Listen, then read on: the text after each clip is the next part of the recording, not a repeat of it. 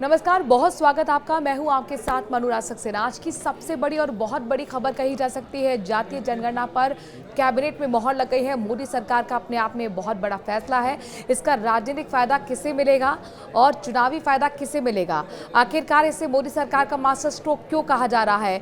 सवाल ये भी है कि आखिरकार बिहार चुनाव से ठीक पहले इस तरीके के फैसला किसके लिए फायदेमंद होने वाला है, इसका क्या असर जमीन पर पड़ेगा? और इससे पहले जातीय जनगणना कब हुई थी? और जातीय जनगणना चूंकि यहाँ पर सीधे सीधे सरकार का कहना है, मोदी सरकार का कहना है कि जनहित में लिए जाने वाला बहुत बड़ा फैसला है। आज के समय की मांग थी, पहले से ही लगातार ये मांग उठ रही थी। तो ऐसे में एक बहुत बड़ा राजनीतिक मुद्दा, अगर आप राजनीतिक इसके मायने निकलना चाहें तो खबर ये कहती है कि जिस तरीके से राहुल गांधी लगातार हर पटल से मांग उठा रहे थे कि मोदी सरकार को जातीय जनगणना करानी है, ताकि कराई जानी चाहिए, ताकि जिसकी जितनी हिस्सेदारी उतनी उतनी भागीदारी समझ में आए। और ऐसे में यहाँ पर एक तरफ विपक्ष और राहुल गांधी कह रहे हैं कि ये हमारी जीत है, हमारी मांग को मान लिया गया है, लेकिन यहाँ पर सरकार ने एक तरीके से मास्टर स्ट्रोक चल दिया है बिहार चुनाव से पहले, और कहीं ना कहीं एक बहुत बड़ा राजनीतिक मुद्दा विपक्ष से छीन लिया है। इसके क्या आगे असर होगा चुनाव पर, बिहार चुनाव पर, ये आपको बताएंगे। लेकिन इन सबके बीच में ये मुद्दा आपसे भी जुड़ा हुआ है, आम लोगों से भी जुड़ा हुआ है, क्योंकि जाति जनगणना का मुद्दा है। अब ये जनगणना जो होगी उसमें जाहिर तौर पर जाति का एक अलग से कॉलम होगा, यानी कि जनगणना के साथ ही जाति की भी गणना हो जाएगी।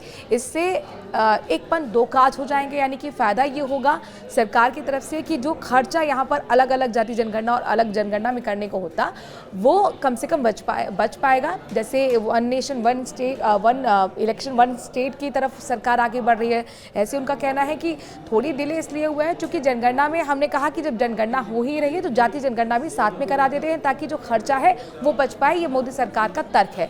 लेकिन इन सब के बीच में आपको क्या फायदा होगा, ये बहुत बड़ी बात है, और इसी बात को मैं आपको विस्तार से बताने वाली हूँ इस वीडियो में। क्योंकि देखिए, सरकार जो भी पॉलिसीज बनाती है, सामाजिक पॉलिसीज बनाती है, वो हर जातीय और उसके वर्ग को समझकर उसके लिए पॉलिसी लेकर आती है, ताकि उसकी बेहतरी के लिए समाज में उसकी भागीदारी बढ़ सके, वो आगे विकास कर सके।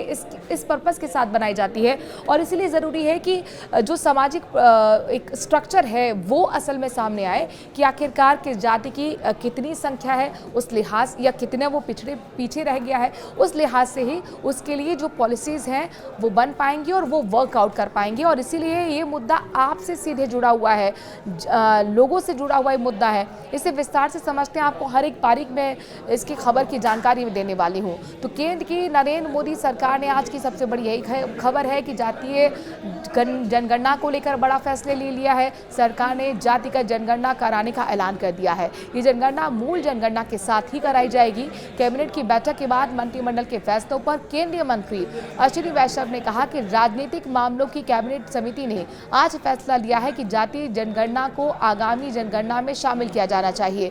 उन्होंने कहा कि कांग्रेस पूर्ववर्ती सरकारों ने और कांग्रेस ने हमेशा से ही जातिगत जनगणना का विरोध किया है। आज़ादी के बाद से ही जाति को जनगणना की किसी भी प्रक्रिया में शामिल नहीं किया गया।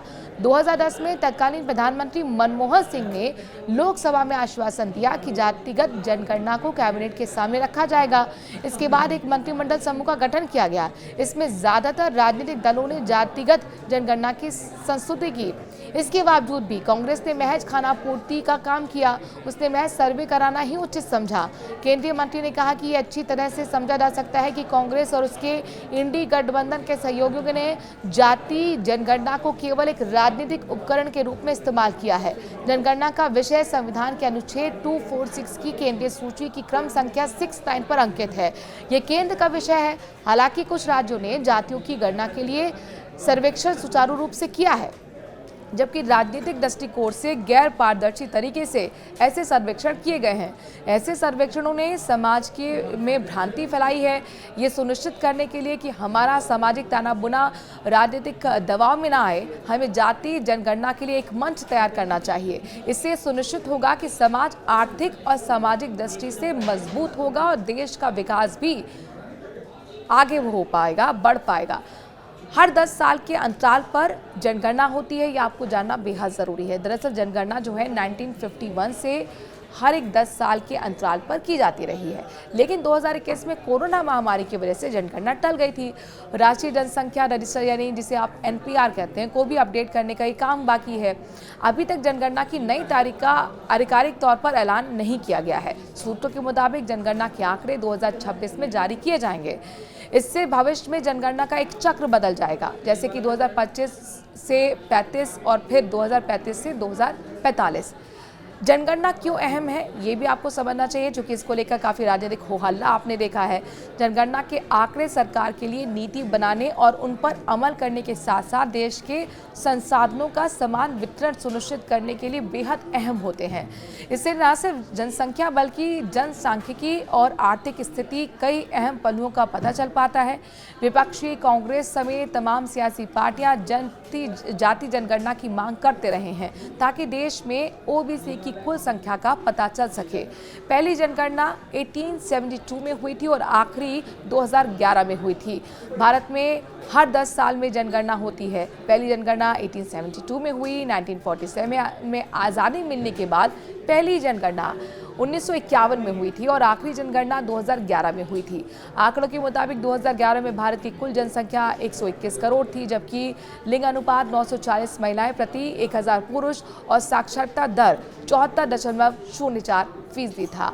अब इस इतने लंबे अंतराल के बाद ये समझ लीजिए अब जाति जनगणना होगी, जिसके बाद ही असल में तस्वीर समाज की साफ हो पाएगी कि कितनी भागीदारी और जितनी हिस्सेदारी उतनी उसकी भागीदारी। नमस्कार।